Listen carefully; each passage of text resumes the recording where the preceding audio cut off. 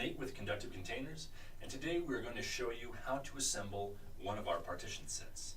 The partition set that I'm going to be working with consists of 2 short partitions and 4 long partitions.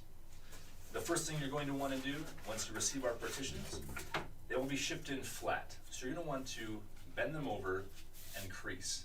I've already gone through and completed this step. Once you're done with that, we can move on to step 2. The second step that we like to do is we like to create a frame using a short partition and a long partition. Using the configuration for your partition set, you will slide in.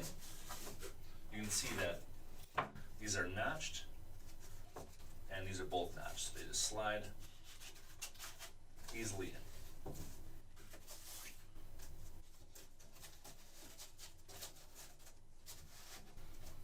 So once you have that frame set up, you can then flip it over